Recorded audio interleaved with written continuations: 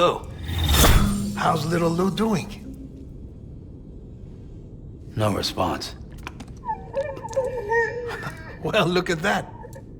The child's taking a shine to me. You two were out cold, so I had you brought here.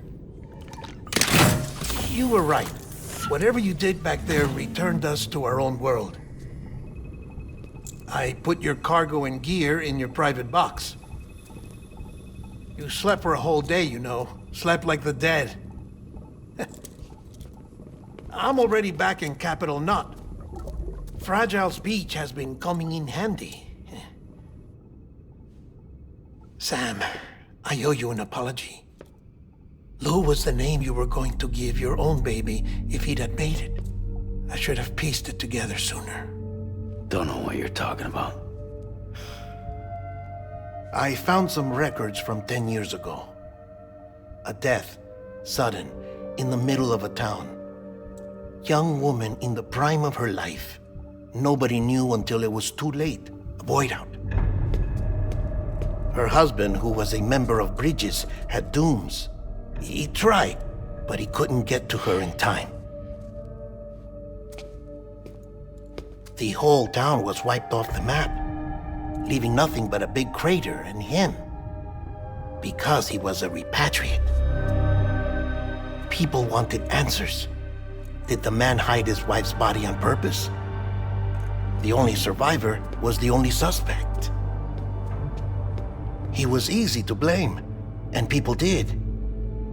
And pretty soon, they were blaming Bridges too. The man felt responsible, so he left. And his wife, who died, her name was Lucy.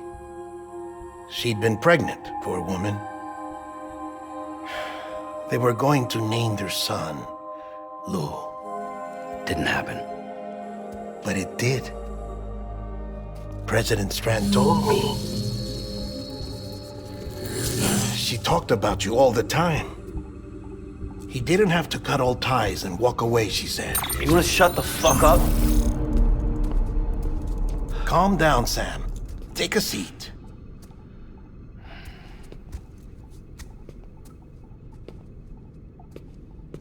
I told you before about my body. 70% harvested from cadavers. Do you want to know the real reason why? Because the story you've heard is one I made up. The truth is, I'm Frankenstein's monster. Artificial, grown from pluripotent stem cells. And when that vital spark didn't manifest in all my organs, they replaced the defective ones with those of the dead. I never had a birthday. I'm a soulless meat puppet. No ka, a dead man. People born the traditional way have beaches. You have one. BB too. But I have no such connections. No mother. No afterlife. No beach. You see now why I'm so obsessed with it all? Why I joined Bridges? The battlefield. Now that was an awful beach. But strangely, I didn't hate it, because I knew you were coming for me. I've never felt that before. Connected to someone, anyone. You didn't have to cut all ties and walk away. The president was right about that much. Wasn't anything to walk away from. It's not like I was ever welcome there. Come on, even I was welcome. Oh, that. You were holding it. It's an old dog tag, US issue. Wasn't easy prying it out of your hand. Clifford Unger, as you can see. I looked him up in our database. Found a match. He was US Army Special Forces. Fought in Kosovo, Iraq, Afghanistan. That's him. Well, that's all I've managed to dig up so far. You must be caked in chiral matter from the battlefield. Time for a shower, I'd say. Oh, I won't be joining you this time. The Die Hardman issue is no longer a concern. I've seen to it that our conversations won't be recorded.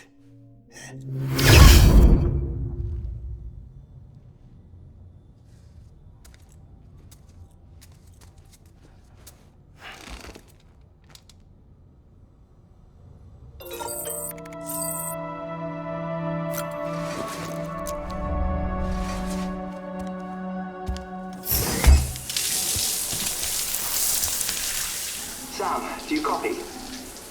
As you might have suspected, time here stopped while you two were on that battlefield. If my thinking is correct, the dimension to which you traveled is a kind of beach.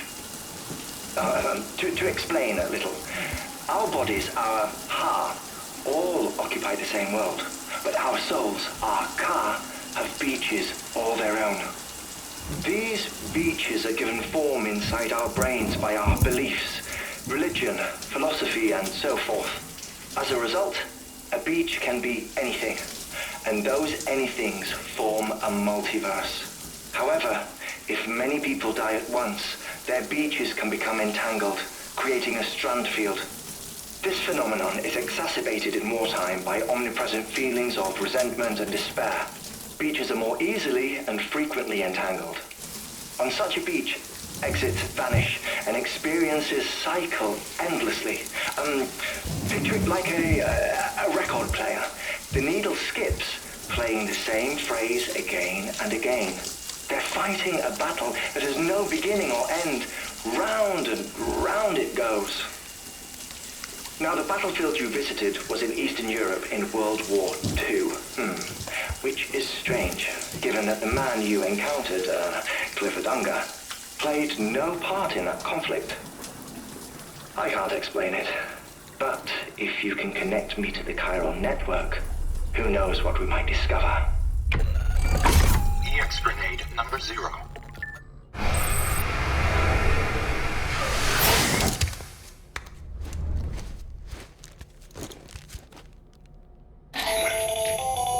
Still there, Sam? If so, I have a request. When you're ready, head upstairs to the delivery terminal.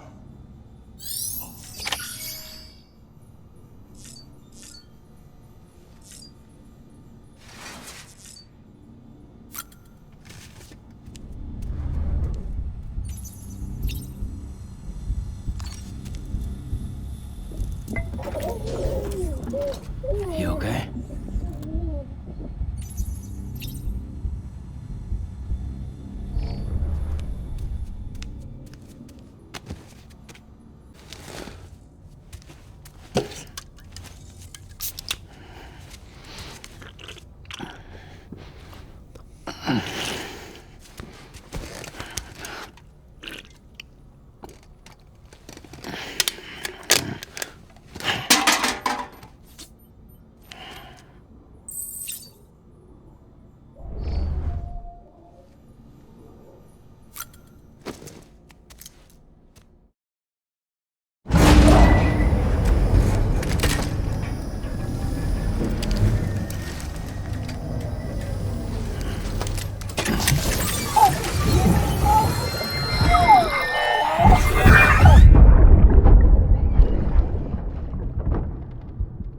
Can I help you?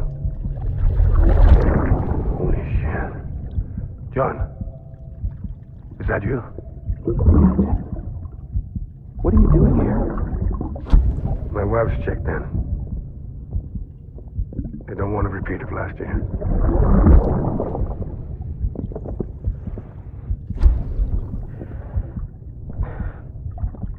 I'm so sorry. I didn't know you were hurt.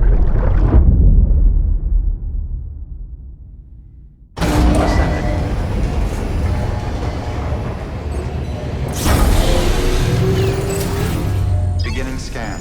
Scanning. Verifying ID. Clear. Sam, the west side of that region is covered by a massive tar belt. Beyond it is Edgenot City, The last bastion of civilization you'll find that far out. It's your final destination. Once you use the Cupid to connect it, the chiral network will span the entire continent. The rebirth of America is so close. And remember, that's where Amelie is being held captive. We need you to bring her home safely. But before you cross the tar belt, there's one more knot we need you to tie. Hartman will help you get it done.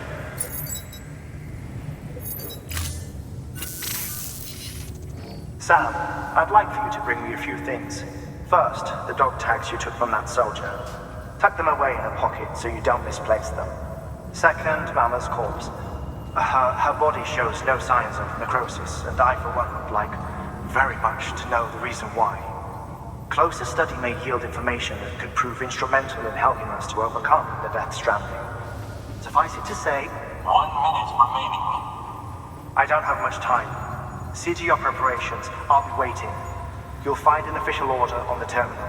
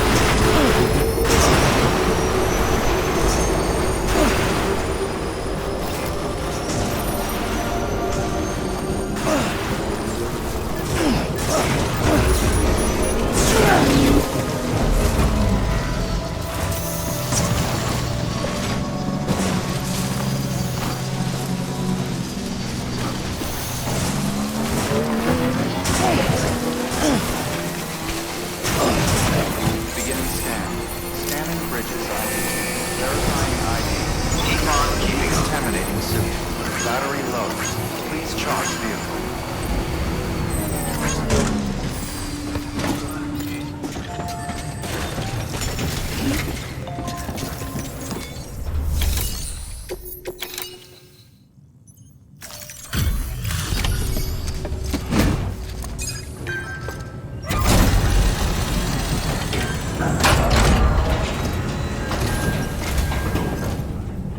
Hey, Sam.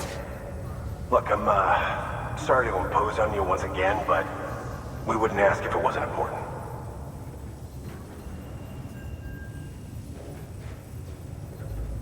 Wow, you really took great care of everything. I mean, honestly, you'd be hard-pressed to call this anything less than perfect.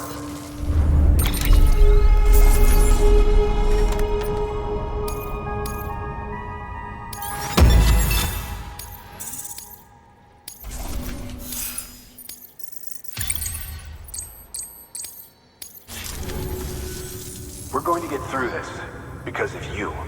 Thank you, Sam. Good work. New order available. Please access